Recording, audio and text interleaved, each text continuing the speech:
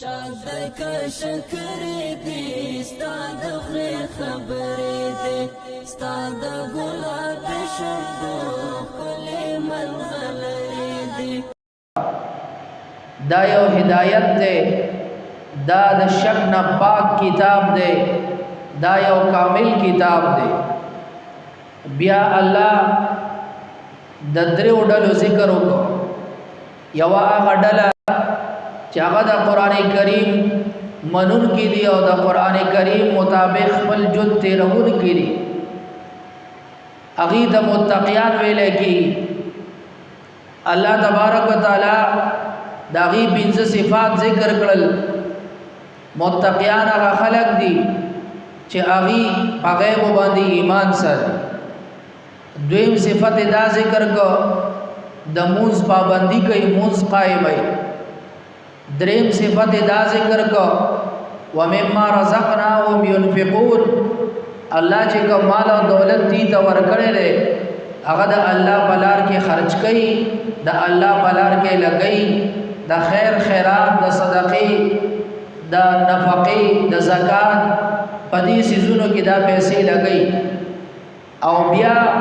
مخکې صفت ذکر کوي چې په مخکینی آسماني کتابونو باندې ایمان ساتي او بیا په قران هم ایمان سره پنځم نمبر صفت ذکر کوي او بالآخرت هم یوقنون په آخرت باندې یقین ساتل کړي بیا د هغه خلکو ذکر راځي کم خلک چې قران نه مانی پس ظاهر نه مانی او د زړه نه مانی کافران بیا د هغه خلکو ذکر کیږي چې هغه بظاهره د اسلام دعوی کوي د مسلمانۍ چغې وای او د مسلمانۍ خپل اعلان کوي هغه د منافقان ویل کیږي چې بزړه کې ایمان نشتا او په خپل باندې د دې د ایمان دعوی دي نو الله د منافقانو ذکر وکړو نو په دغه دورو کوګانو کې الله دغه تمهید ذکر کړ بیا په دې آیت مبارکه دا کوم آیت مبارکه چې ما تاسو خدمت کې تلاوت کړ زمای عزتمن مشرانو دې آیت مبارکه کې الله تبارک وتعالى د تمهید نه پس اصل توحید مسلې طرف ته دا مقصد طرف ته الله ذکر کړي لري او کوم درې ډلې چې ذکر شوې درې وانه ډلو ته الله خطاب کړي لري یا ایها الناس اے خلقو کله خلقو نه مراد متقیان شي نو بیا یا علماء معنی کوي یا ایها الناس اے متقیانو اعبدوا ربکم تاسو باندې تقوا او عبادت باندې تر مرګ پورې قائم اوسه وردا عبادت پرې نه